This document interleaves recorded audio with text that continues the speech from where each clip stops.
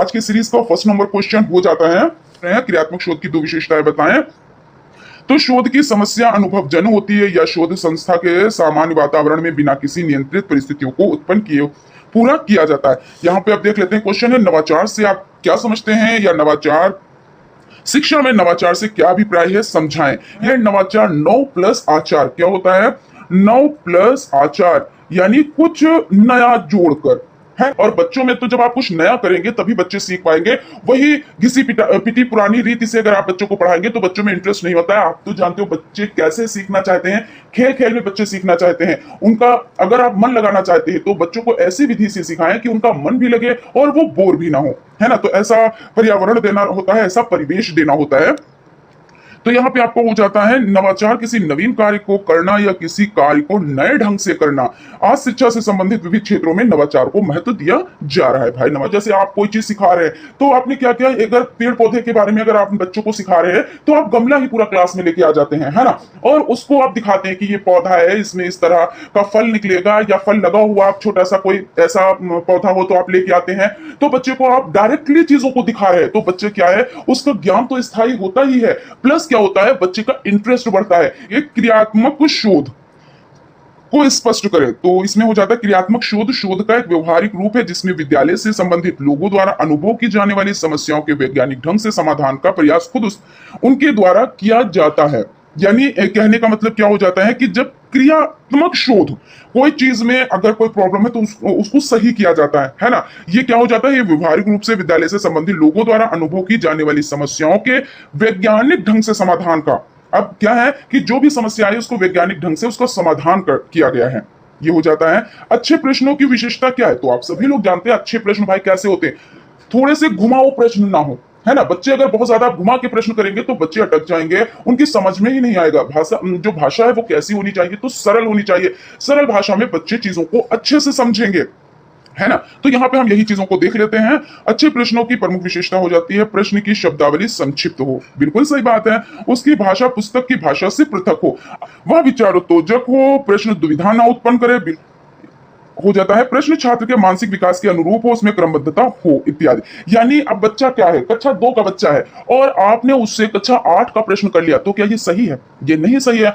आपको उसी के लेवल का क्वेश्चन करना चाहिए, उसके माइंड को ध्यान में रखकर क्वेश्चन करना चाहिए। की तरफ कक्षा में बच्चों से प्रश्न क्यों किए जाते हैं, तो कक्षा में प्रश्न विद्यार्थी के विषय में रुचि जागृत करने, विषय के ज्ञान तथा समझ की परीक्षा लेने, पूर्व ज्ञान को नवीन ज्ञान से संबद्ध करने। भाई जो क्या यहाँ पे हो जाता है, रुचि जागृत करना है। अब बच्चे से जब आप क्वेश्चन करते हैं तो बच्चा क्या इंटरेस्ट लेता है, यानी इसमें क्या हो जाता है, इसमें बच्चों के बारे में पता चलता है कि उन्होंने कितना सीखा है और उसकी पुनरावृत्ति भी होती है। मानसिक शक्तियों का विकास करने आदि किया जाता है। अब मानसिक शक्ति का विकास हुआ है, बच्चे ने कितना सीखा है, इसीलिए ये क्या होता है, प्रश्न पूछे जाते हैं। उसके बाद क्वेश्चन हो जाता है परिकल्पना से क्या आशय है। तो परिकल्पना क्या होता है, तो ये एक विशिष्ट परीक्षण योग्य भविष्यवाणी है कि आप किसी अध्ययन में क्या होने की उम्मीद करते हैं। क्या होता है परिकल्पना की, किसी अध्ययन में क्या होने की उम्मीद करते हैं। तो यहाँ पे समझ लेते हैं शोध की विशिष्ट समस्या का प्रस्तावित उत्तर परिकल्पना है। यहाँ पे किताबी भाषा यह है और बाकी जो हमने बताया उसको आप नोट डाउन कर लें। व्यापक मूल्यांकन की आवश्यकता बताएं। तो यहाँ पे हम समझ लेते हैं कि बच्चों को सीखने में पर्याप्त अवसर उपलब्ध कराने के बाद ही मूल्यांकन किया जाता है। सतत और व्यापक मूल्यांकन बच्चे की प्रगति की तुलना उसके खुद की पिछली प्रगति से की जाती है। यानी क्या है, जो ये मूल्यांकन किया जाता है तो बच्चे में क्या होता है, जो बच्चा है उसकी खुद की तुलना की जाती है। कब, तो पिछली प्रगति से, कि बच्चे को पहले क्या आया था और अब उसको क्या क्या चीजें आ रही हैं। तो ये हो जाता है, और ना कि जैसे कि कहते हैं कि अन्य बच्चों से, ऐसा नहीं है, खुद से तुलना करना। तो देख लेते हैं, छात्र के केवल मानसिक विकास का मूल्यांकन करके उसके व्यक्तित्व के सभी पक्षों के मूल्यांकन करने की दृष्टि से व्यापक मूल्यांकन की आवश्यकता होती है। आप चाहे तो ऐसे लिख सकते हैं, चाहे तो जैसे हमने आपको भी बताया कि बच्चों के सीखने के पर्याप्त अवसर उपलब्ध कराने के बाद ही मूल्यांकन किया जाता है। यानी आपने उसको बहुत अच्छे अवसर प्रदान कर दिए, और बच्चे को जब आप अवसर प्रदान करेंगे तभी बच्चा सीख पाएगा। अच्छा पर्यावरण, अच्छा परिवेश, अच्छा वातावरण, अच्छा माहौल, बात एक ही है। ठीक है, हमने कई लफ्जों में ये चीजें बता दी, क्योंकि कहीं पे अवसर भी मिल जाएगा, कहीं पे पर्यावरण भी मिल जाएगा, कहीं पे वातावरण भी मिल जाएगा, कहीं पे परिवेश भी मिल जाएगा, लेकिन अवसर, और बच्चे को जब आप अवसर देंगे तभी बच्चा क्या करेगा, सीख पाएगा। क्योंकि आप देखिए, बच्चा कितना भी लगन से पढ़ता हो और अच्छा सा उसको एक माहौल नहीं मिल पा रहा है, ठीक है। और बच्चे को एक लर्निंग कॉर्नर दिया जाता है। लर्निंग कॉर्नर का मतलब ये होता है कि जहां पे बच्चा बैठ के पढ़ता है, वहां पे कैसा परिवेश होना चाहिए, वहां पे कैसा माहौल होना चाहिए कि एक अच्छा, कि उसका माइंड भी तरोताजा रहे, है ना, कोई कलेश ना हो, कोई मतलब वहां पे कोई डिस्टरबेंस ना हो। तो ये सब क्या है, अच्छा परिवेश हो जाता है। और जब ऐसा परिवेश बच्चे को नहीं मिल पाता है तो बच्चा कितना भी माइंडेड हो, बच्चा आगे नहीं निकल पाता है। बाद में गलती किसकी आती है कि बच्चे की ये पढ़ता पढ़ता इतना बड़ा हो गया लेकिन उसको सफलता नहीं मिली। लेकिन जब भी पढ़ाई की जाती है तो सीरियसली और अच्छे परिवेश में की जाती है ना, तभी उसको सफलता मिल पाती है। तो यानी कहने का मतलब ये हो जाता है कि अवसर उपलब्ध कराने के बाद, है ना, अवसर आप उपलब्ध कराएं। मूल्यांकन के प्रमुख पक्षों का उल्लेख कीजिए। तो मूल्यांकन के प्रमुख पक्ष हो जाते हैं संज्ञानात्मक, ज्ञानात्मक, भावात्मक, कौशलात्मक एवं व्यवहारात्मक पक्ष हो जाते हैं। प्रश्नों के प्रमुख प्रकार बताएं। प्रश्नों के प्रमुख प्रकार हैं विचारोत्तेजक प्रश्न, शिक्षण प्रश्न, स्मृति प्रश्न, परीक्षण प्रश्न, समस्या प्रश्न और तुलनात्मक प्रश्न, बोध प्रश्न इत्यादि हो जाते हैं। परीक्षण में वैधता से क्या तात्पर्य है? तो परीक्षण किस विशेषता की योग्यता है और परीक्षण उस विशेषता को कितनी अच्छी तरह मापता है, ये चीज, ठीक है ना। तो परीक्षण में वैधता से आशय उस कार्य कुशलता से जिससे वह परीक्षण उस तथ्य का मापन करता है जिसके लिए वह बनाया गया है। क्रियात्मक शोध की क्या विशेषता है? तो विद्यालय में विभिन्न समस्याओं के त्वरित समाधान उसके सामान्य परिस्थितियों के अंतर्गत विद्यालय से संबंधित लोगों द्वारा करने के लिए क्रियात्मक शोध की आवश्यकता है।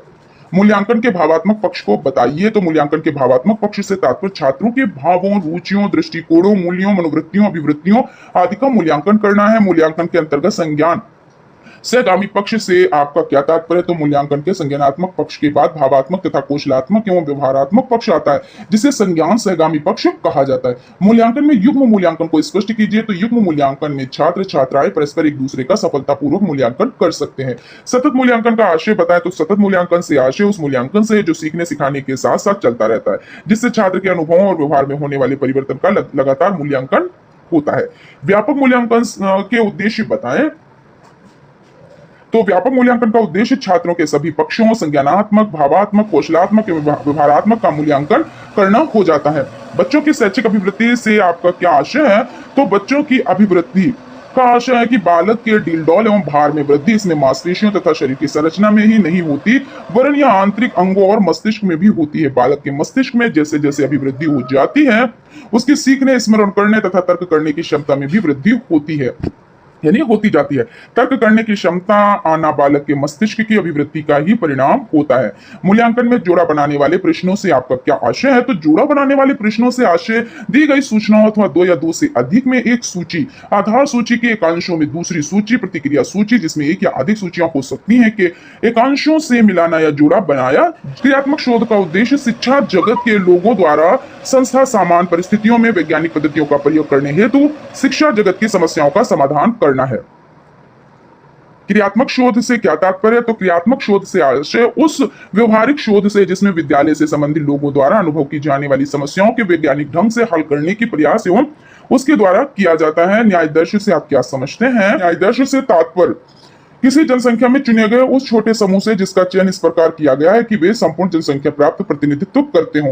क्रियात्मक शोध के उपकरण के अंतर्गत अवलोकन का क्या तात्पर्य है? तो क्रियात्मक शोध के उपकरण के रूप में अवलोकन से आशय उस शोध में ली जाने वाली जनसंख्या के किसी कार्य अथवा व्यवहार को देखना, अवलोकित करना, जिससे उनके वांछित कार्य व्यवहार के विषय में निर्णय लिया जा सके। उसके बाद क्रियात्मक शोध के अंतर्गत प्रदत्त विश्लेषण का आशय बताएं।